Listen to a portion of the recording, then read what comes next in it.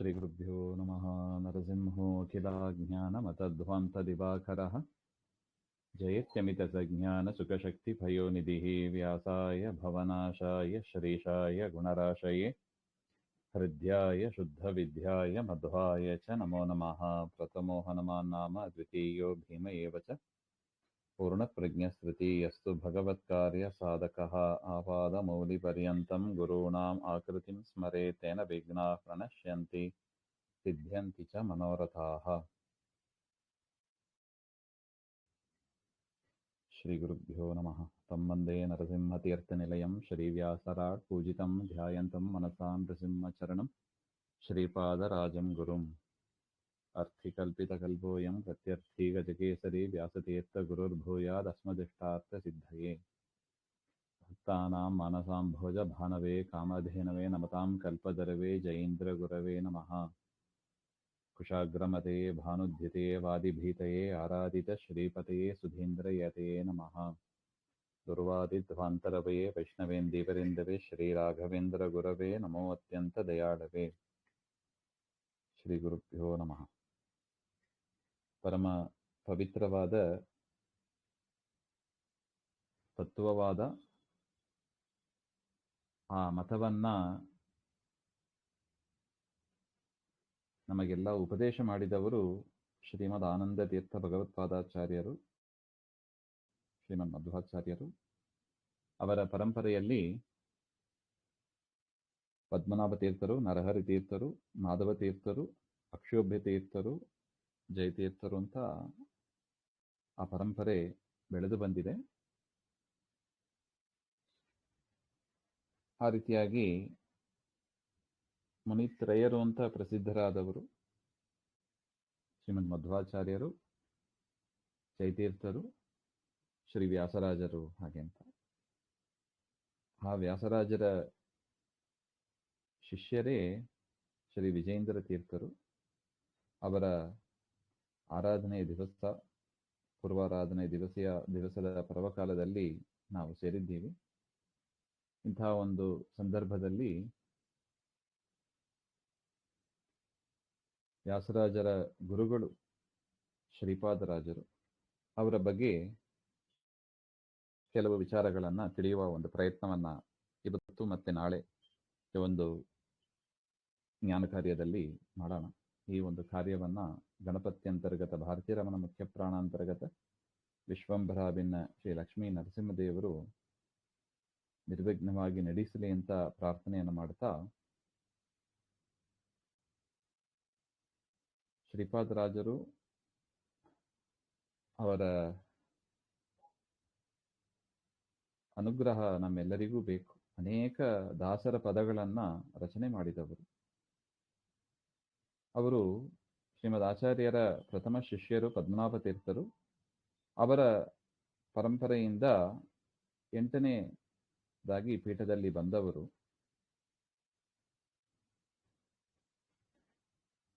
ಶ್ರೀಪಾದರಾಜರ ಮಠ ಅಂತಾನೆ ಪ್ರಸಿದ್ಧ, ಪದ್ಮನಾಭ ತೀರ್ಥರ ಮಠ ಅಂತ ಪ್ರಸಿದ್ಧವಾಗಿತ್ತು ಮೊದಲು. ತದನಂತರ ಶ್ರೀಪಾದರಾಜ ಮಠ ಅಂತ ಅದು ಪ್ರಸಿದ್ಧಿಗೆ ಬಂತು.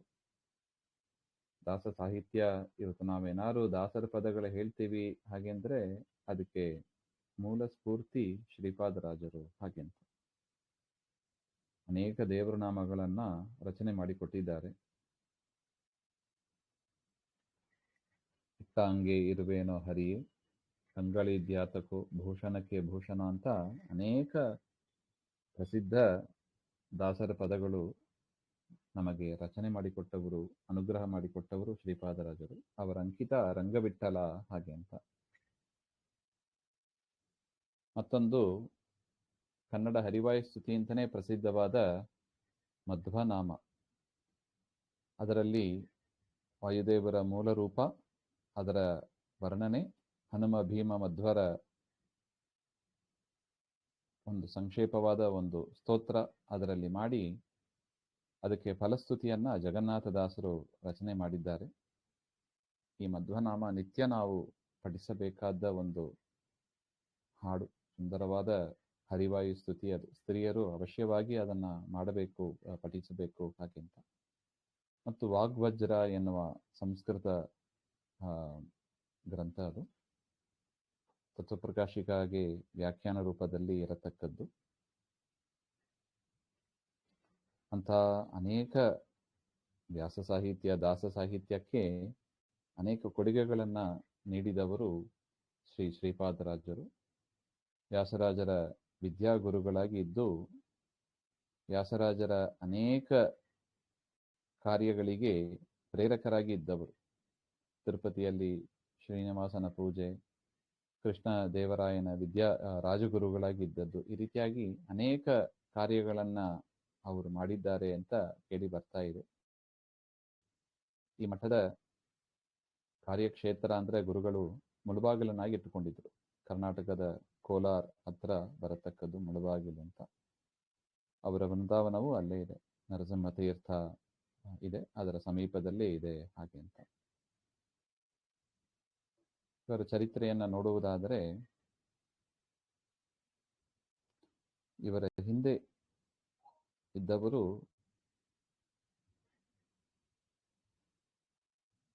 ಅಂದರೆ ಶ್ರೀಮನ್ ಮಧ್ವಾಚಾರ್ಯರು. ಅವರು ಅನೇಕ ಶಿಷ್ಯರಿಗೆ ವೈಷ್ಣವ ದೀಕ್ಷೆಯನ್ನು ಕೊಟ್ಟರು. ಆರಂಭದಲ್ಲಿ ಶೋಭನ ಭಟ್ಟರು ಅಂತ ಗೋದಾವರಿ ತೀರದಲ್ಲಿ ಶೋಭನ ಭಟ್ಟರ ವಾಸಸ್ಥಾನ. ಆಚಾರ್ಯರು ಬದ್ರಿಕಾಶ್ರಮದಿಂದ ಬರ್ತಾ ಇರುವಾಗ ಶೋಭನ ಭಟ್ಟರನ್ನ ಶೋಭನ ಭಟ್ಟರ ಜೊತೆಗೆ ಭೇಟಿಯಾಗಿ ಅವ್ರ ಜೊತೆಗೆ ವಾದ ಆಗ್ತದೆ. ಶೋಭನ ಭಟ್ಟರು ಚತುರ್ವೇದ ಮತ್ತು ವೇದಾಂಗ ಅದರಲ್ಲಿ ನಿಪುಣರಾಗಿದ್ದವರು. ಮಾಡಿ ಅಂಥ ಮಹನೀಯರು, ಮಹಾಪಂಡಿತರು. ಆ ಪ್ರಾಂತ್ಯದ ಜನರೆಲ್ಲರೂ ಕೂಡ ಏನಾದ್ರು ಸಂಶಯ ಬಂದರೆ ಶೋಭನ ಭಟ್ಟರನ್ನ ಕೇಳಿ ಅಂತ ಹೇಳಾರಂತೆ. ಅಷ್ಟು ನಿರ್ಣಯ ಮಾಡಿ ವಿಚಾರವನ್ನ ತಿಳಿಸಿಕೊಡತಕ್ಕವರು. ಅಂಥವರು ಆಚಾರ್ಯರ ಜೊತೆಗೆ ವಾದವನ್ನು ಮಾಡಿ ಅವರ ಸಿದ್ಧಾಂತವನ್ನ ತಿಳಿದು ಅದಕ್ಕೆ ಶರಣಾಗತರಾಗಿದ್ದಾರೆ. ಆಚಾರ್ಯರು ಅವರಿಗೆ ಸನ್ಯಾಸ ದೀಕ್ಷೆಯನ್ನು ಕೊಟ್ಟು ಪದ್ಮನಾಭ ತೀರ್ಥರು ಅಂತ ಅನುಗ್ರಹವನ್ನ ಮಾಡಿದರು. ಆಚಾರ್ಯರು ಬದರಿಕಾಶ್ರಮಕ್ಕೆ ತೆರಳಿದ ಮೇಲೆ, ಅಂದರೆ ಅದೃಶ್ಯರಾದ ಮೇಲೆ, ಪದ್ಮನಾಭ ತೀರ್ಥರು ಆ ಪಟ್ಟಕ್ಕೆ ಪೀಠಾಧಿಪತಿಗಳಾದರು. ತದನಂತರ ಅವರು ನರಹರಿ ತೀರ್ಥರು, ಮಾಧವ ತೀರ್ಥರು, ಅಕ್ಷೋಭ್ಯ ತೀರ್ಥರು ಹಾಗೆ ಅಂತಲ್ಲ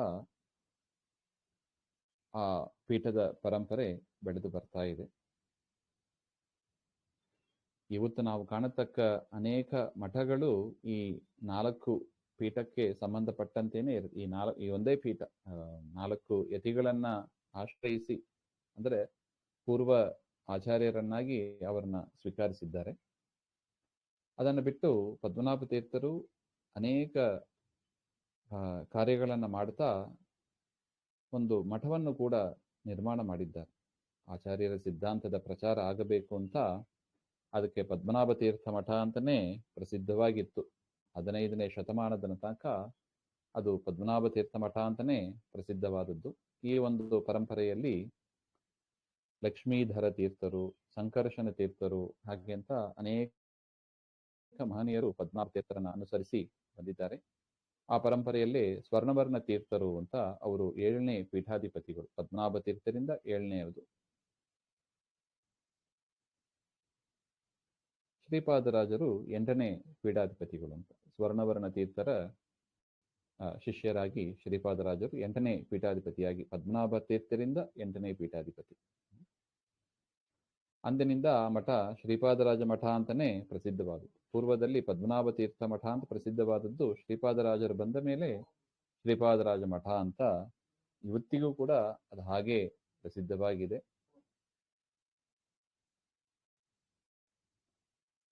ಅವರ ಶ್ರೀಪಾದರಾಜರ ಜನ್ಮ ವೃತ್ತಾಂತವನ್ನು ನೋಡುವುದಾದರೆ,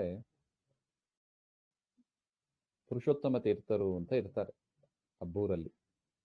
ಅವರು ಪೂರ್ವಾದಿ ರಾಜೇಂದ್ರ ತೀರ್ಥರ ಮಠ, ಅಂದರೆ ಈಗೇನು ವ್ಯಾಸರಾಜ ಮಠ ಅಂತ ನಾವು ಕರಿತೀವಿ, ಮೊದಲು ಅದು ಪೂರ್ವಾದಿ ರಾಜೇಂದ್ರ ತೀರ್ಥ ಮಠ ಅಂತ ಇತ್ತು. ತದನಂತರ ಅದು ವ್ಯಾಸರಾಜ ಮಠ ಅಂತ ಹೆಸರು ಬದಲಾವಣೆ ಆಯಿತು. ಆ ಒಂದು ರಾಜೇಂದ್ರ ತೀರ್ಥರ ಪರಂಪರೆಯಿಂದ ಪುರುಷೋತ್ತಮ ತೀರ್ಥರು ಅಂತ ಬಂದಿದ್ದಾರೆ. ಅವರು ಚನ್ನಪಟ್ಟಣ, ಕರ್ನಾಟಕದ ಚನ್ನಪಟ್ಟಣದ ಹತ್ರ ಅಬ್ಬೂರು ಅಂತ, ಅಲ್ಲಿ ಕಣ್ವ ನದಿಯ ತೀರ, ಅದರಲ್ಲಿ ವಾಸವಾಗಿದ್ದರು. ಸ್ವರ್ಣವರ್ಣ ತೀರ್ಥರು ಪದ್ಮನಾಭ ತೀರ್ಥ ಮಠದ ಪರಂಪರೆಯಲ್ಲಿ ಇದ್ದರು. ಇವರೆಲ್ಲ ಸಮಕಾಲೀನರು, ಪುರುಷೋತ್ತಮ ತೀರ್ಥರು, ಸ್ವರ್ಣವರ್ಣ ತೀರ್ಥರು ಅಂತ. ಅವರು ಶ್ರೀರಂಗದಲ್ಲಿ ಇದ್ದರು. ಸ್ವರ್ಣವರ್ಣ ತೀರ್ಥರು ಇದ್ದದ್ದು ತಮಿಳುನಾಡಿನ ಶ್ರೀರಂಗದಲ್ಲಿ, ಪುರುಷೋತ್ತಮ ತೀರ್ಥರಿದ್ದದ್ದು ಅಬ್ಬೂರಿನ ಕರ್ನಾಟಕದ ಅಬ್ಬೂರು, ಚನ್ನಪಟ್ಟಣದ ಹತ್ರ. ಇಬ್ಬರು ಕೂಡ ಮಹಾಜ್ಞಾನಿಗಳು, ಪುರುಷೋತ್ತಮ ತೀರ್ಥರು ಮತ್ತು ಸ್ವರ್ಣವರ್ಣ ತೀರ್ಥರು. ಇಬ್ಬರು ಕೂಡ ಯಾರಿಗೆ ಈ ಪೀಠವನ್ನ ಕೊಡೋದು ಅಂತ ಆ ಒಂದು ಚಿಂತನೆಯಲ್ಲಿ ಇದ್ದವರೇ.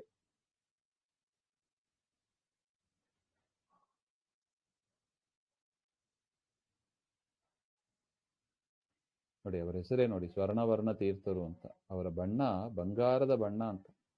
ಆ ಹೆಸರಿಗೆ ತಕ್ಕಂತೆ ಅವರ ಮೈ ಬಣ್ಣವು ಆ ಸ್ವರ್ಣವರ್ಣ ತೀರ್ಥರದು ಬಂಗಾರದ ಬಣ್ಣ ಇತ್ತು ಅಂತ ಹೇಳ್ತಾರೆ. ಆ ಒಂದು ಸಂದರ್ಭದಲ್ಲಿ ಶೇಷಗಿರಿ ಆಚಾರ್ಯರು ಮತ್ತು ಗಿರಿಜಾ ಅಮ್ಮ ಅಂತ, ಶೇಷಗಿರಿಯಪ್ಪ ಗಿರಿಯಮ್ಮ ಅಂತಾನೆ ಹೇಳೋದುಂಟು. ಅವರು ಮಾಧ್ವ ದಂಪತಿಗಳು, ಅವರು ಅಬ್ಬೂರಲ್ಲಿ ಇದ್ದರು. ಅವರಿಗೆ ಜನಿಸಿದವರೇ ಲಕ್ಷ್ಮೀನಾರಾಯಣ ಹಾಗೆ ಅಂತ. ಒಂದು ಸಮಯ ಸ್ವರ್ಣವರ್ಣ ತೀರ್ಥರು ಅನೇಕ ಕ್ಷೇತ್ರಗಳಿಗೆ ತೀರ್ಥಯಾತ್ರೆ ಮಾಡ್ತಾ ಒಮ್ಮೆ ಶ್ರೀರಂಗಪಟ್ಟಣದಲ್ಲಿ ಇರುವ ಆದಿರಂಗ, ಶಿವನ ಸಮುದ್ರದಲ್ಲಿ ಇರುವ ಮಧ್ಯರಂಗ, ಅದನ್ನ ದರ್ಶನ ಮಾಡಿ ಬರ್ತಾ ಇದ್ರು. ಸುವರ್ಣವರ್ಣ ತೀರ್ಥರು ಅಬ್ಬೂರಿಗೆ ಹೋಗಿ ಪುರುಷೋತ್ತಮ ತೀರ್ಥರನ್ನ ಭೇಟಿಯಾಗಬೇಕು ಅಂತ ಇತ್ತು. ಆ ಕಾಲದಲ್ಲಿ ಪಲ್ಲಕ್ಕಿಯಲ್ಲಿ ಯಾತ್ರೆ ನಡೀತಾ ಇತ್ತು. ದೀರ್ಘ ಕಾಲಾವಧಿ, ದೀರ್ಘ ದೂರ ಅಂತ ದೂರದಲ್ಲಿ ಯಾತ್ರೆಯನ್ನ ಮಾಡ್ತಾ ಇದ್ರು. ಕಣ್ಮತೀರ್ಥದ ಹತ್ರ ಬಂದಾಗ ಸ್ವರ್ಣವರ್ಣ ತೀರ್ಥರು ಕೆಲವು ಹುಡುಗರಲ್ಲಿ ಹೊರಗಡೆ ಆಟಾಡ್ತಾ ಇದ್ರು. ಸ್ವಾಮಿಗಳು ಪಲ್ಲಕ್ಕಿಯಲ್ಲಿ ಬರ್ತಾ ಇದ್ದಾರೆ. ಪಲ್ಲಕ್ಕಿಯನ್ನ ನೋಡಿ ನಿಲ್ಲಿಸಿ ಸ್ವರ್ಣವರ್ಣ ತೀರ್ಥರು ಕೇಳಿದರಂತ ಅಲ್ಲಿದ್ದ ಹುಡುಗರ ಹತ್ರ. ಅಲ್ಲಿ ಅನೇಕ ಆಕಳುಗಳು ಎಲ್ಲವೂ ಇದ್ದವು. ಅದನ್ನ ಮೇಯಿಸ್ಕೊಂಡು ಆ ಹುಡುಗರು ಆಟಾಡ್ತಾ ಇದ್ರು. ಅಲ್ಲಿ ಕೇಳಿದರು, ಇಲ್ಲಿಂದ ಅಬ್ಬೂರು ಎಷ್ಟು ದೂರ ಇದೆ ಹಾಗೆ ಅಂತ. ಅವರಿಗೆ ಆ ಪುರುಷೋತ್ತಮ ತೀರ್ಥರನ್ನ ನೋಡ್ಬೇಕು ಅಂತ ಇತ್ತು. ಒಂದು ಹುಡುಗನನ್ನ ಕರೆಸಿ ಮಾತಾಡ್ತಾರೆ, ಅದೇ ಲಕ್ಷ್ಮೀನಾರಾಯಣನನ್ನು ಕರೆಸಿ ಮಾತಾಡ್ತಾರೆ. ಆ ಲಕ್ಷ್ಮೀನಾರಾಯಣ ಹುಡುಗ ಉತ್ತರ ಕೊಟ್ಟಂತ, ನೋಡಿ, ಮೇಲೆ ಇರುವ ಸೂರ್ಯನನ್ನು ನೋಡಿ, ನಮ್ಮ ವಯಸ್ಸು ಸಣ್ಣ ಹುಡುಗರು ನೋಡಿ, ನಾವು ನಮ್ಮ ಜೊತೆಗೆ ಇರತಕ್ಕ ಈ ಆಕಳುಗಳನ್ನ ನೋಡಿ ಹಾಗೆ ಅಂತ ಹೇಳ್ತಾರೆ. ಇಷ್ಟೇ ಅವರು ಉತ್ತರ ಕೊಟ್ಟದ್ದು.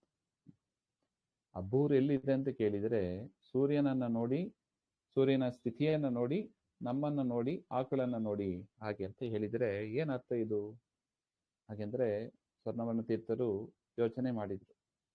ಸೂರ್ಯ ಈಗ ಮುಳುಗುತ್ತಾ ಇದ್ದಾನೆ, ಇನ್ನು ಸ್ವಲ್ಪ ಹೊತ್ತರಲ್ಲಿ ಕತ್ತಲೆ ಆಗ್ತದೆ.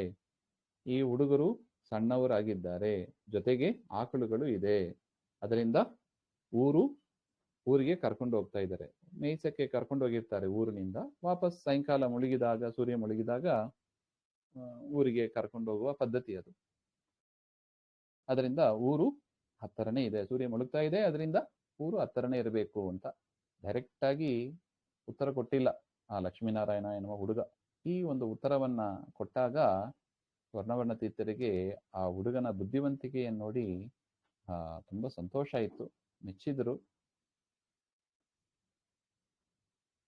ಸರಿ ಅಂತ ಊರಿಗೆ ಹೋಗಿ ಅಲ್ಲಿ ಪುರುಷೋತ್ತಮ ತೀರ್ಥರನ್ನ ಭೇಟಿ ಆಗ್ತಾರೆ ಸ್ವರ್ಣವರ್ಣ ತೀರ್ಥರು.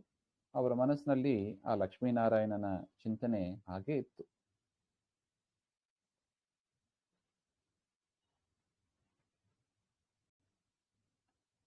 ಅವ್ರಿಗೇನು ಅನ್ನಿಸ್ತಂದ್ರೆ, ಲಕ್ಷ್ಮೀನಾರಾಯಣ ಹೇಳಿದ್ದಲ್ಲ, ಲಕ್ಷ್ಮೀನಾರಾಯಣನ ಒಳಗೆ ಅಂತರ್ಯಾಮಿಯಾಗಿ ಪರಮಾತ್ಮ ಇದ್ದು ಹೇಳಿದ್ದು ಹಾಗೆ ಅಂತ. ಏನು ಅಂತ, ಸೂರ್ಯ ಮುಳುಗುತ್ತಾ ಇದ್ದಾನೆ ಹಾಗಂದ್ರೆ ಏನರ್ಥ, ನಿಮ್ಮ ಜೀವನವೂ ಕೂಡ ಮುಳುಗುತ್ತಾ ಇದೆ, ಅಂದ್ರೆ ನಿಮಗೂ ಕೂಡ ಅಂತ್ಯಕಾಲ ಬರ್ತಾ ಇದೆ.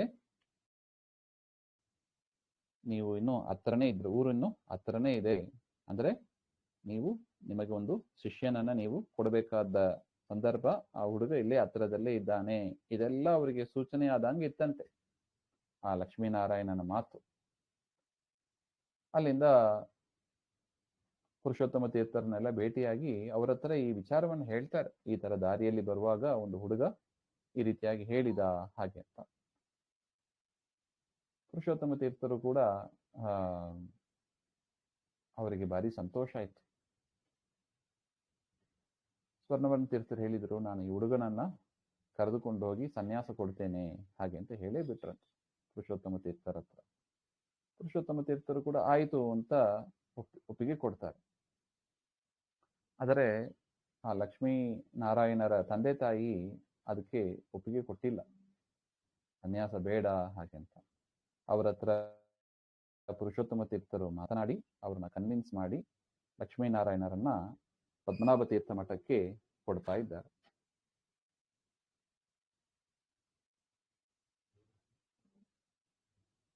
ಈ ರೀತಿಯಾಗಿ ಆಗ 5 ವರ್ಷದ ಹುಡುಗ ಲಕ್ಷ್ಮೀನಾರಾಯಣರಿಗೆ.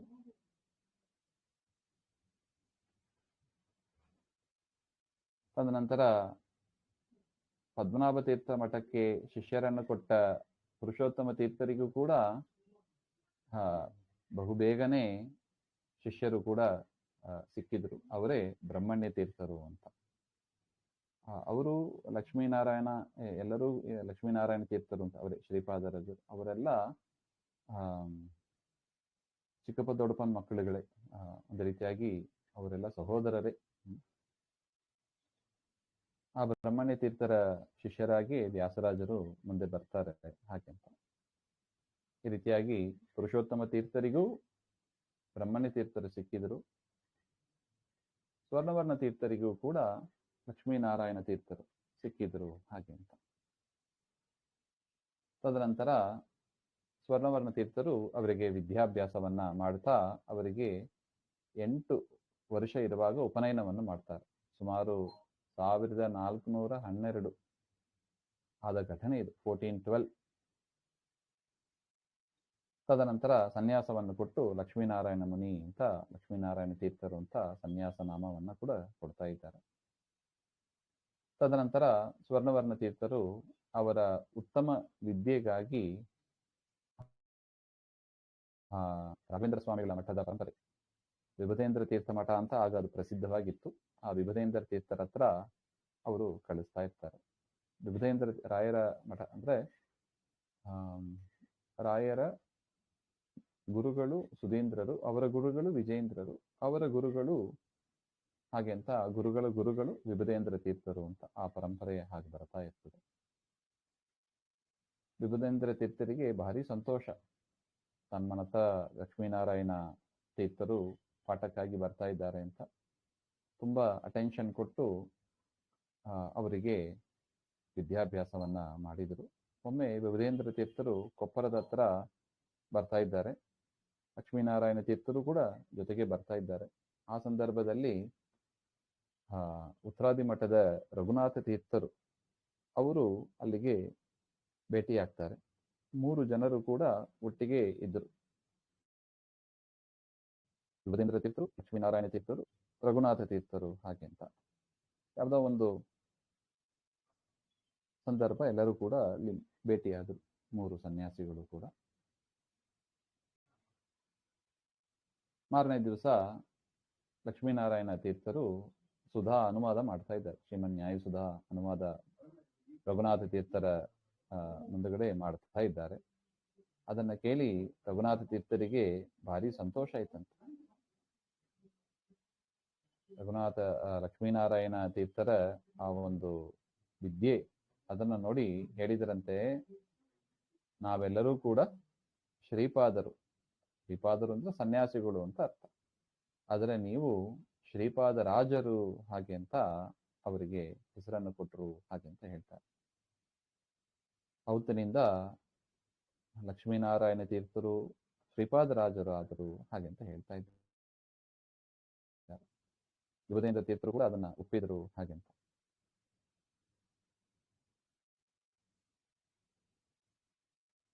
ಈ ರೀತಿಯಾಗಿ ರಘುನಾಥ ತೀರ್ಥರು ತಾವೇ ಪ್ರತ್ಯಕ್ಷ ಅವರ ವಿದ್ವತ್ತಿನ ಹಿರಿಮೆಯನ್ನು ಕೊಂಡು ಅವರಿಗೆ ಅಷ್ಟು ಅನುಗ್ರಹವನ್ನು ಮಾಡಿದರು ಹಾಗೆ ಅಂತ ಹೇಳ್ತಾ ಇದ್ದಾರೆ. ಈ ರೀತಿಯಾಗಿ ವಿಭುಧೇಂದ್ರ ತೀರ್ಥರ ಹತ್ರ ತಮ್ಮ ವಿದ್ಯಾಭ್ಯಾಸ ಮುಗಿದ ಬಳಿಕ ಶ್ರೀಪಾದರಾಜರು ಸ್ವರ್ಣವರ್ಣ ತೀರ್ಥರ ಹತ್ರ ಬರ್ತಾ ಇದ್ದಾರೆ. ಆಗಾಗಲೇ ಶ್ರೀಪಾದರಾಜರ ಮಹಿಮೆ ಎಲ್ಲ ಕಡೆ ಹರಡಿತ್ತು. ಅವರ ಬುದ್ಧಿವಂತಿಕೆ, ಅವರ ವಿದ್ವತ್ತು ಎಲ್ಲರೂ ನೋಡಿ ಅದನ್ನ ಸಂತೋಷಪಟ್ಟರು.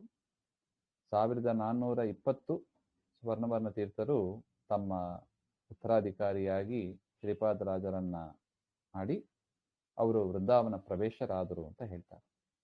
ಅವರ ಆರಾಧನೆ ಕೂಡ ಇದೇ ಜ್ಯೇಷ್ಠ ಮಾಸದಲ್ಲೇ ಬರುತ್ತೆ. ಜ್ಯೇಷ್ಠ ಕೃಷ್ಣ ಚತುರ್ಥಿ ಒಂದು ವಾರ ಆಗಿದೆ. ಆಗ ಸ್ವರ್ಣವರ್ಣ ತೀರ್ಥರ ಆರಾಧನೆ ಬಂದಿರುತ್ತದೆ. ಅವರ ಧ್ಯಾನ ಶ್ಲೋಕ ನೋಡಿ, ಸ್ವರ್ಣವರ್ಣ ತೀರ್ಥರು ಶ್ರೀಪಾದರಾಜರು ರಚನೆ ಮಾಡಿದ ಸ್ತೋತ್ರ ಇದು. ವಸುಧಾತಲ ವಿಖ್ಯಾತಂ ವೈರಾಗ್ಯಾದಿ ಗುಣಾರ್ಣವಂ ವೇದ ವೇದಾಂಗ ಚತುರಂ ಸ್ವರ್ಣವರ್ಣ ಗುರುಂಭಜೆ. ಹಾಗೆ ಅಂತ ಅವರ ವೃಂದಾವನ ಶ್ರೀರಂಗದಲ್ಲಿ ಇದೆ. ತದನಂತರ ಕೆಲವು ವರ್ಷಗಳ ಕಾಲ ಶ್ರೀಪಾದರಾಜರು ಶ್ರೀರಂಗದಲ್ಲಿ ಇದ್ದು ಅಲ್ಲಿಂದ ಮುಳುಬಾಗಿಲಿಗೆ ತಮ್ಮ ಮಠವನ್ನ ಅವರು ಸ್ಥಾನ ಬದಲಾವಣೆ ಮಾಡ್ತಾ ಇರ್ತಾರೆ. ಅಲ್ಲಿ ಶ್ರೀರಂಗದಲ್ಲಿ ಇರುವಾಗಲೇ ಆ ದೇವಸ್ಥಾನದಲ್ಲಿ, ಶ್ರೀರಂಗ ದೇವಸ್ಥಾನದಲ್ಲಿ ನಾಲಾಯಿರ ದಿವ್ಯ ಪ್ರಬಂಧಂ ಅಂತ ಹೇಳ್ತಾರೆ. ಅಯ್ಯಂಗಾರು ಅನೇಕ ದೇವರ ನಾಮಗಳನ್ನ ಅವರು ತಮಿಳಲ್ಲಿ ಹೇಳಿದ್ದು. ಅದು ಭಾರಿ ಇನ್ಸ್ಪೈರ್ ಆಗಿತ್ತು ಶ್ರೀಪಾದರಾಜರಿಗೆ. ಅದೇ ತರ ಮಧ್ವಾಚಾರ್ಯರ ಪರಂಪರೆಯಲ್ಲೂ ಕೂಡ ನರಹರಿ ತೀರ್ಥರು ಕೆಲವು ದೇವರ ನಾಮಗಳನ್ನ ಕನ್ನಡದಲ್ಲಿ ರಚನೆ ಮಾಡಿದರು. ಇದೆರಡನ್ನು ಮನಸ್ಸಲ್ಲಿ ಇಟ್ಟುಕೊಂಡು ಶ್ರೀಪಾದರಾಜರು ಅನೇಕ ದೇವರ ನಾಮಗಳನ್ನ ರಚನೆ ಮಾಡಿದರು ಹಾಗೆ ಅಂತ ಹೇಳ್ತಾ ಇದ್ದಾರೆ. 15ನೇ ಶತಮಾನದಲ್ಲಿ ಆ ದಾಸ ಸಾಹಿತ್ಯ ಎಂಬುದು ಇಲ್ಲದಂತೆ ಆಗಿತ್ತು. ಅದನ್ನ ಚೆನ್ನಾಗಿ ಬೆಳೆಯುವಂತೆ ಮಾಡಿದವರು ಶ್ರೀಪಾದರಾಜರು.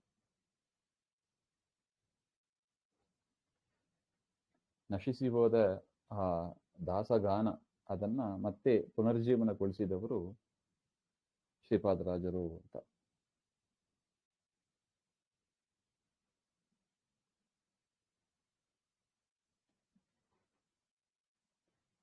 ಶ್ರೀಪಾದರಾಜರ ನಂತರನೇ ವ್ಯಾಸರಾಜರು ಕೂಡ ಅದೇ ಮಾರ್ಗವನ್ನ ಅನುಸರಿಸಿದ್ರು. ಉಡುಪಿಯ ಶ್ರೀ ವಾದಿರಾಜ ಸ್ವಾಮಿಗಳು, ಪುರಂದರದಾಸರು, ಕನಕದಾಸರು ಎಲ್ಲರೂ ಕೂಡ ಈ ಮಾರ್ಗವನ್ನ ಅನುಸರಿಸಿದರು ಹಾಗೆ ಅಂತ. ತದನಂತರ ದಾಸ ಸಾಹಿತ್ಯ ಚೆನ್ನಾಗಿ ಮರ ದಾಸ ಸಾಹಿತ್ಯ ಎನ್ನತಕ್ಕ ವೃಕ್ಷ ಬೆಳೆದು ಹೂವು ಹಣ್ಣು ಎಲ್ಲವನ್ನೂ ಕೊಡಕ್ಕೆ ಶುರುವಾಯಿತು ಹಾಗೆ ಅಂತ ಹೇಳ್ತಾರೆ. ತದನಂತರ ವಿಜಯದಾಸರು, ಜಗನ್ನಾಥದಾಸರು ಚೆನ್ನಾಗಿ ದಾಸ ಸಾಹಿತ್ಯ ಆ ಸಂದರ್ಭದಲ್ಲಿ ಬೆಳೆಯಿತು ಹಾಗೆ ಅಂತ. ಒಟ್ಟು ಯಾಕೆ ಇಷ್ಟು ದಾಸ ಸಾಹಿತ್ಯ ಬೆಳೆಯೋದಕ್ಕೆ ಏನು ಕಾರಣ ಹಾಗೆಂದ್ರೆ ಅದು ಪ್ರಾಂತ್ಯ ಭಾಷೆಯಲ್ಲಿ ಇದೆ, ಕನ್ನಡ ಭಾಷೆಯಲ್ಲಿ ಇದೆ. ಸಾಮಾನ್ಯ ಜನರಿಗೂ ಕೂಡ ತುಂಬಾ ಚೆನ್ನಾಗಿ ಮಧ್ವಶಾಸ್ತ್ರ ಅರ್ಥ ಆಗಬೇಕು ಅಂದ್ರೆ ದಾಸ ಸಾಹಿತ್ಯ, ದಾಸರ ಪದಗಳು ನಮಗೆ ಮಾರ್ಗದರ್ಶಕವಾಗಿದೆ. ಮತ್ತೆ ಅದೊಂದು ರಾಗದ ಜೊತೆಗೆ ಇದೆ. ಆ ಹಾಡನ್ನ ಕೇಳಿದರೆ ರಾಗ ತಾಳಬದ್ಧವಾಗಿ ಕೇಳಿದರೆ ಅದು ಮನಸ್ಸಿಗೆ ಒಂದು ಸಂತೋಷವನ್ನ ತಂದುಕೊಡತಕ್ಕದ್ದು. ಅದರಿಂದ ಸಾಮಾನ್ಯ ಜನರಲ್ಲಿ ತುಂಬಾ ಒಂದು ಪರಿಣಾಮವನ್ನ ಬೀರಿದವು ಅಂದ್ರೆ ಅದು ದಾಸ ಸಾಹಿತ್ಯ ಅಂತ. ಆ ದಾಸ ಸಾಹಿತ್ಯಕ್ಕೆ ಹರಿದಾಸ ಪಿತಾಮಹ ಅಂತ ಶ್ರೀಪಾದರಾಜರನ್ನ ಹೇಳಬೇಕಂದ್ರೆ ಪಿತಾಮಹರು, ಎಲ್ಲರಿಗೂ ಜ್ಯೇಷ್ಠರಾದವರು ಹಾಗೆ ಅಂತ.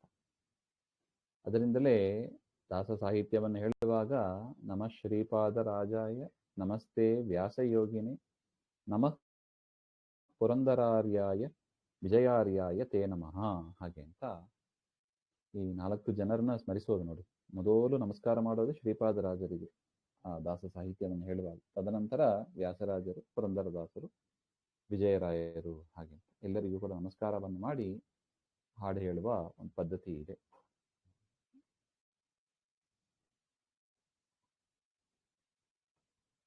ಈ ರೀತಿಯಾಗಿ ದಾಸ ಸಾಹಿತ್ಯವನ್ನು ಬೆಳೆಸ್ತಾ ಶ್ರೀಪಾದರಾಜರ ಮಹಿಮೆಗಳು ಅನೇಕ ಇದೆ.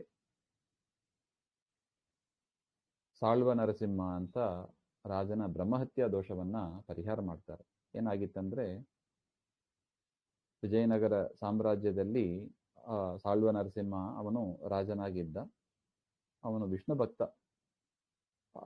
ಚಂದ್ರಗಿರಿ ಅಂತ ತಿರುಪತಿ ಹತ್ರ ಇದೆ, ಅದನ್ನೇ ತಮ್ಮ ರಾಜಧಾನಿಯಾಗಿ ಇಟ್ಟುಕೊಂಡು ಅವನು ರಾಜ್ಯಭಾರ ಮಾಡ್ತಾ ಇದ್ದ. ಸುಮಾರು 1485 1485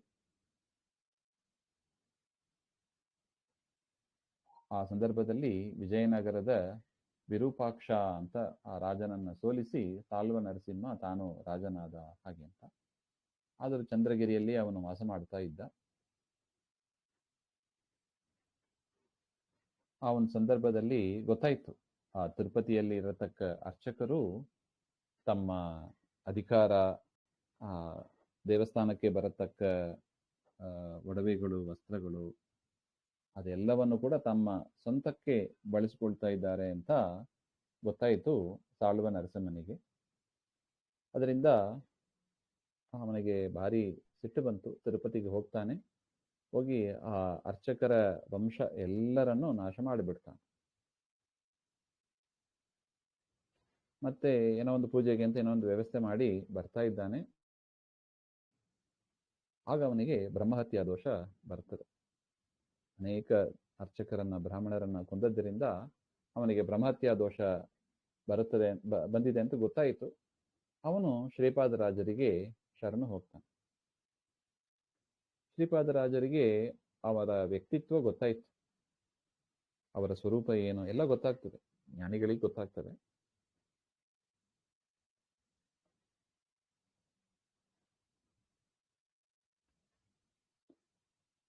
ಅದನ್ನ ಅರಿತವರಾಗಿ ಅನೇಕ ಯಜ್ಞ ಯಾಗಗಳು, ಪೂಜೆಗಳನ್ನೆಲ್ಲ ಆ ರಾಜನ ಪರವಾಗಿ ಶ್ರೀಪಾದರಾಜರು ಮಾಡಿ ಅವನಿಗೆ ಬಂದ ಬ್ರಹ್ಮಹತ್ಯೆ ದೋಷವನ್ನ ಪರಿಹಾರ ಮಾಡ್ತಾ ಇದ್ದ. ಅದಕ್ಕೆ ಪ್ರತಿಯಾಗಿ ಆ ಸಾಳ್ವ ನರಸಿಂಹ ಆ ಶ್ರೀಪಾದರಾಜರನ್ನ ಪೀಠದಲ್ಲಿ ಕುಡಿಸಿ ಅವರಿಗೆ ಅನೇಕ ಮುತ್ತು, ರತ್ನ, ಕನಕಾಭಿಷೇಕವನ್ನೆಲ್ಲ ಮಾಡ್ತಾ ಇರ್ತಾರೆ.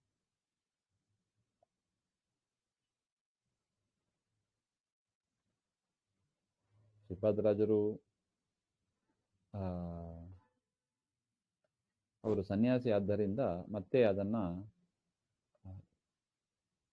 ಆ ಸಾಳ್ವ ನರಸಿಂಹನನ್ನೇ ಆ ಪೀಠದಲ್ಲಿ ಕುಳಿಸಿ ತಾವು ಅಲ್ಲಿಂದ ಯಾತ್ರೆಗೆ ಅಂತ ಹೊರಟು ಬಿಡ್ತಾರೆ. ಕನಕಾಭಿಷೇಕ ಆಯಿತು, ಶ್ರೀಪಾದರಾಜರು ಅಲ್ಲಿಂದ ಹೊರಟು ಚಂದ್ರಗಿರಿಯಿಂದ.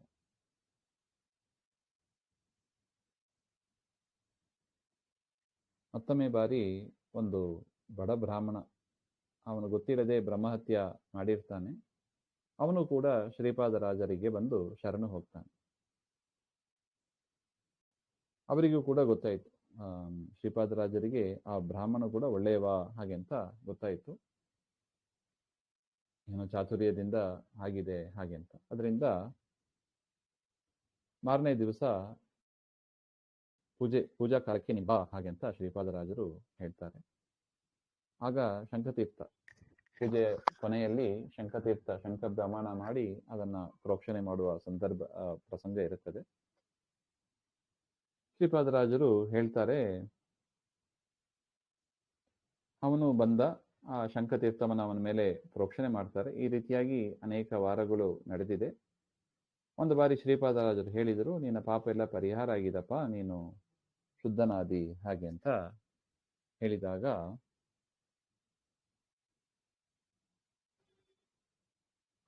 ಕೆಲವ ಶ್ರೀಪಾದರಾಜರ ಹಿರಿಮೆಯನ್ನ ಸಹನೆ ಮಾಡ್ಲಿಕ್ಕಾಗದೆ ಅವ್ರ ಮೇಲೆ ಆಕ್ಷೇಪ ಮಾಡಿದರಂತೆ.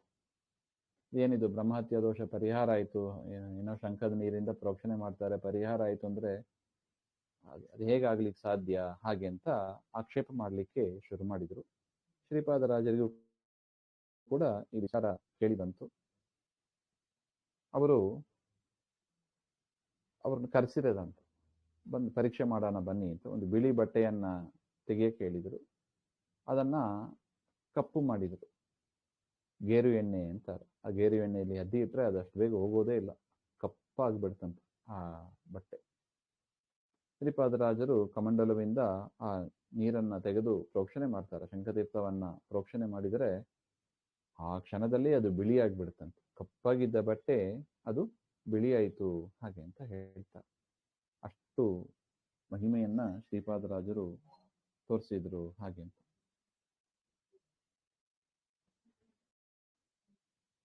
ಆ ಆಕ್ಷೇಪ ಮಾಡಿದವರು ಕೂಡ ಶ್ರೀಪಾದರಾಜರ ಹತ್ರ ಕ್ಷಮೆಯನ್ನು ಮಾಡಿದಾಗ ಅವರನ್ನು ಕೂಡ ಕ್ಷಮಿಸಿ ಗುರುಗಳ ಅನುಗ್ರಹ ಮಾಡಿದರು ಅಂತ ಹೇಳ್ತಾ ಇದ್ದಾರೆ. ಒಮ್ಮೆ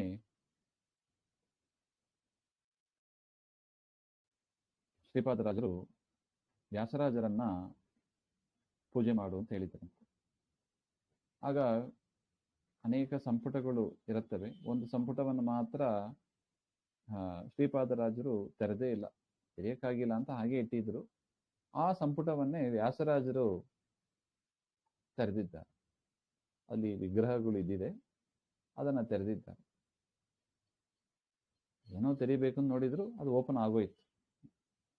ಅಲ್ಲಿ ಗೋಪಾಲಕೃಷ್ಣನ ಪ್ರತಿಮೆ ಇದೆ. ಆ ಗೋಪಾಲಕೃಷ್ಣ ನರ್ತನ ಮಾಡ್ಲಿಕ್ಕೆ ಶುರು ಮಾಡಿದಂತೆ ವ್ಯಾಸರಾಜರನ್ನು ನೋಡಿ. ವ್ಯಾಸರಾಜರು 2 ಸಾಲಿಗ್ರಾಮವನ್ನು ತೆಗೆದು ತಾಳವಾಗಿ ಮಾಡಿ ತಾಳ ಹಾಡು ಹೇಳ್ತಾ ಇದ್ದಾರೆ. ಪರಮಾತ್ಮ ನರ್ತನ ಮಾಡ್ತಾ ಇದ್ದಾನೆ. ಅನೇಕ ಶಿಷ್ಯರು ಹೋಗಿ ಶ್ರೀಪಾದರಾಜರ ಹತ್ರ ಹೇಳಿದರಂತೆ. ಶ್ರೀಪಾದರಾಜರು ಕೂಡ ಬಂದು ಕೃಷ್ಣನನ್ನ ನೋಡ್ತಾ ಇದ್ದಾರೆ. ಆಗ ಕೃಷ್ಣ ತಾನು ನರ್ತನ ಮಾಡುವುದನ್ನ ನಿಲ್ಲಿಸಿದಂತೆ. ತದನಂತರ ಶ್ರೀಪಾದರಾಜರು ಹೇಳಿದರಂತೆ, ನನ್ನಿಂದ ಇಷ್ಟು ದಿವಸ ಈ ಸಂಪುಟ ತೆಗೆಯಕ್ಕೆ ಆಗ್ತಾ ಇಲ್ಲ, ನೀವು ಇವತ್ತು ತೆಗೆದಿದ್ದೀರಾ, ಅದರಿಂದ ಈ ಸಂಪುಟ ನೀವೇ ಇಟ್ಕೊಂಡು ನೀವೇ ಈ ಗೋಪಾಲಕೃಷ್ಣನನ್ನ ಪೂಜೆ ಮಾಡಿ ಹಾಗೆ ಅಂತ ಹೇಳ್ತಾ ಇದ್ದಾರೆ. ಇವತ್ತಿಗೂ ಕೂಡ ಕುಂದಾಪುರ ವ್ಯಾಸರಾಜ ಮಠದಲ್ಲಿ ನಾವು ನೋಡ್ತೀವಿ ಗೋಪಾಲಕೃಷ್ಣನ ಪ್ರತಿಮೆ, ಆ ಪ್ರತಿಮೆಯೇ ಇದೆ ಹಾಗೆ ಅಂತ. ಈ ರೀತಿಯಾಗಿ ಅನೇಕ ಮಹಿಮೆಗಳು ಶ್ರೀಪಾದರಾಜರದು.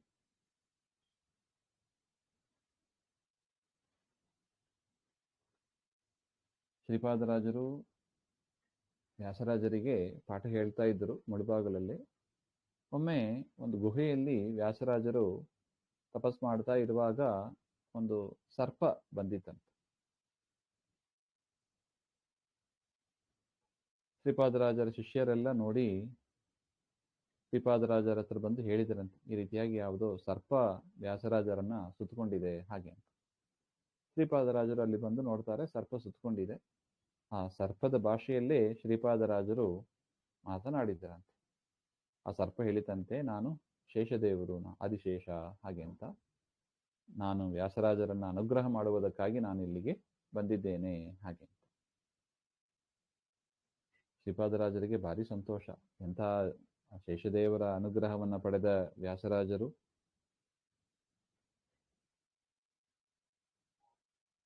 ಮತ್ತು ತಾವು ಮೂಲ ಗುರುಗಳು ಪದ್ಮನಾಭ ತೀರ್ಥರು, ಅವರನ್ನ ಆದಿಶೇಷನ ಅವತಾರ ಅಂತಾನೆ ಹೇಳೋದುಂಟು. ಪದ್ಮನಾಭ ತೀರ್ಥರನ್ನ ಆದಿಶೇಷರ ಒಂದು ಅವತಾರ ಅಂತ ಹೇಳೋದುಂಟು.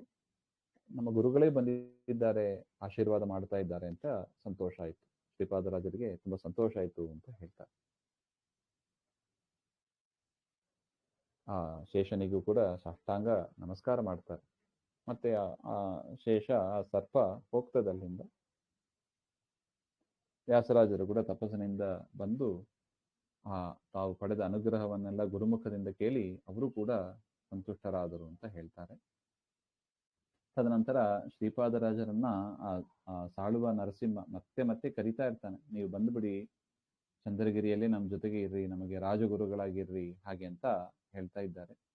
ಶ್ರೀಪಾದರಾಜರು ಅವರು ನನಗೆ ವಯಸ್ಸಾಗ್ತಾ ಇದೆ, ಅದರಿಂದ ನಾವು ಅದಕ್ಕೆ ಸರಿ ಹೋಗೋದಿಲ್ಲ ಅಂತ ಹೇಳಿ ತಮ್ಮ ಶಿಷ್ಯರಾದ ವ್ಯಾಸರಾಜರನ್ನ ಅಲ್ಲಿಗೆ ಕಳಿಸ್ತಾ ಇದ್ದಾರೆ.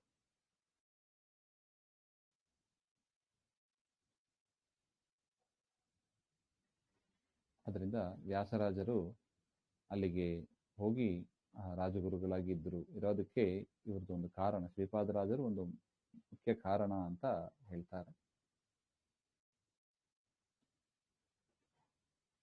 ಶ್ರೀಪಾದರಾಜರದು ಸುಖ ಪ್ರಾರಬ್ಧ ಅಂದ್ರೆ, ನಾವು ಏನು ಕರ್ಮವನ್ನ ಮಾಡಿರ್ತೀವಿ ಹಿಂದಿನ ಜನ್ಮದಲ್ಲಿ ಅದನ್ನ ನಾವು ಅನುಭವಿಸ್ಬೇಕು. ಅದನ್ನ ಪ್ರಾರಬ್ಧ ಅಂತ ಕರಿತೀವಿ. ಹಿಂದೆ ಏನ್ ಮಾಡಿರ್ತೀವಿ ಅದನ್ನ ಈಗ ಅನುಭವಿಸ್ಬೇಕು. ಸುಖ ಇರ್ಬೋದು, ದುಃಖ ಇರ್ಬೋದು, ಎರಡೂ ಕೂಡ ನಾವು ಮಾಡಿದ್ದನ್ನ ನಾವು ಅನುಭವಿಸ್ಬೇಕು. ಕೆಲವರಿಗೆ ಸುಖ ಪ್ರಾರಬ್ಧ ಇರ್ತದೆ. ಅವರು ಎಷ್ಟು ಮಾಡಿದರೂ ಕೂಡ ಅವರಿಗೆ ಆಟೋಮೆಟಿಕ್ ಆಗಿ ಅವರಿಗೆ ಬೇಕಾದ ಸೌಲಭ್ಯ ಎಲ್ಲವೂ ಬಂದು ಸುಖವಾಗಿ ಇರ್ತಾರೆ. ಕೆಲವರು ದುಃಖ ಪ್ರಾರಬ್ಧ, ಏನೇ ಮಾಡಿದರೂ ಕೂಡ ಅವರಿಗೆ ದುಃಖನೇ ಆಗೋದು. ಕೆಲವರಿಗೆ ಮಿಶ್ರ, ಸಾಮಾನ್ಯ ಮನುಷ್ಯರಿಗೆಲ್ಲ ಮಿಶ್ರ, ಕೆಲವೊಮ್ಮೆ ಸುಖ ಕೆಲವೊಮ್ಮೆ ದುಃಖ ಆಗ್ತಾರೆ. ಶ್ರೀಪಾದರಾಜರದು ಸುಖ ಪ್ರಾರಬ್ಧ. ಒಮ್ಮೆ ಅವರು ಕಾಡಿಗೆ ಹೋಗ್ತಾ ಇದ್ದಾರೆ. ಕಾಡಿನಲ್ಲಿ ಇರುವಾಗ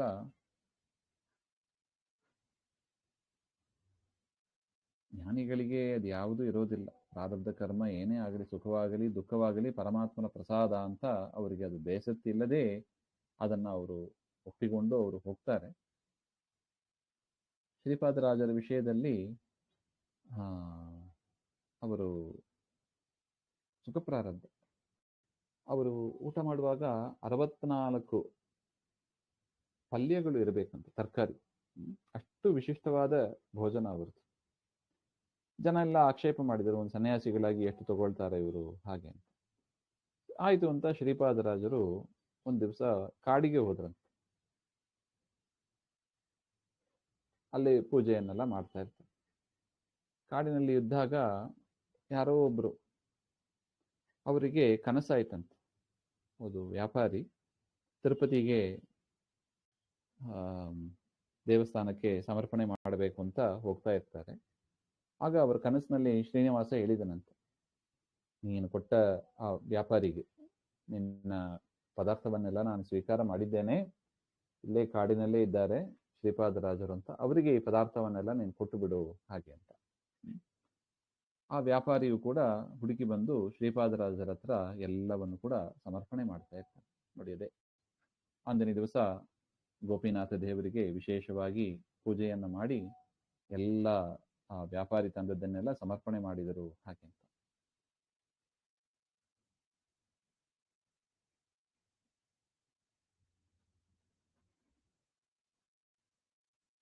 ಶ್ರೀಪಾದರಾಜರು ಕೂಡ ಅದನ್ನೆಲ್ಲ ಸ್ವೀಕಾರ ಮಾಡಿ ನೈವೇದ್ಯಕ್ಕೆ ಸಿದ್ಧ ಮಾಡಿ ಶ್ರೀನಿವಾಸರಿಗೆ ಅದನ್ನ ಸಮರ್ಪಣೆ ಮಾಡಿದ್ದಾರೆ. ಇದೇ ಪರಮಾತ್ಮನ ಮಾತು ನೋಡಿ, ಯೋಗಕ್ಷೇಮಂ ವಹಾಮ್ಯಹಂ. ಯಾರಿಗೆ ಯಾವುದು ಕೊಡಬೇಕು ಯಾವುದು ಕೊಡಬಾರದು ಅದನ್ನ ಕಾಲ ಕಾಲಕ್ಕೆ ನೋಡಿ ನಾನು ಕೊಡ್ತೇನೆ ಮಾಡ್ತೇನೆ ಹಾಗೆ ಅಂತ ಭಗವದ್ಗೀತೆಯಲ್ಲಿ ಪರಮಾತ್ಮ ಹೇಳಿದ್ದಾನೆ. ಗುರುಗಳ ಚರಿತ್ರೆಯಲ್ಲಿ ನಾವು ಕಾಣಬಹುದು. ತದನಂತರ ಅವರಿಗೆ ವಯಸ್ಸಾಗಿತ್ತು, ಗಂಗಾ ನದಿ ಹೋಗಬೇಕು ಹಾಗೆ ಅಂತ. ಅವರ ಶಿಷ್ಯರು ಕೆಲವರಿಗೆ ಇತ್ತಂತೆ, ತಾವು ಕಾಶಿಯಲ್ಲಿ ಹೋಗಿ ಗಂಗಾ ಸ್ನಾನ ಮಾಡಬೇಕು ಹಾಗೆ ಅಂತ. ಶ್ರೀಪಾದರಾಜರು ಅವರಿಗೆ ಗೊತ್ತಾಯಿತು ಶಿಷ್ಯರಿಗೆ ಈ ರೀತಿಯಾಗಿ ಅಪೇಕ್ಷೆ ಇದೆ ಅಂತ. ಮಾರನೇ ದಿವಸ ಬರಕ್ಕೆ ಹೇಳ್ತಾರೆ. ಅಲ್ಲಿ ನರಸಿಂಹದೇವರ ದೇವಸ್ಥಾನ, ಅದು ಎಷ್ಟು ಪ್ರಸಿದ್ಧ ಕ್ಷೇತ್ರ ನೋಡಿ. ಅಕ್ಷೋಭ್ಯ ತೀರ್ಥರು ಅಂಗಾರದಿಂದ ನರಸಿಂಹದೇವರ ಚಿತ್ರವನ್ನು ಬರೆದಿದ್ದಾರೆ. ಅದು ಪ್ರತಿಮೆಯಾಗಿ ಮೂಡಿ ಬಂದಿದೆ ಅಂತಹ ನರಸಿಂಹದೇವರ ಕ್ಷೇತ್ರ. ಅಲ್ಲಿರುವ ಸರೋವರಕ್ಕೂ ನರಸಿಂಹ ತೀರ್ಥ ಅಂತಾನೆ ಪ್ರಸಿದ್ಧ. ಆ ತೀರ್ಥಕ್ಕೆ ಮಾರನೇ ದಿವಸ ಶ್ರೀಪಾದರಾಜರು ಶಿಷ್ಯರ ಜೊತೆಗೆ ಬರ್ತಾರೆ.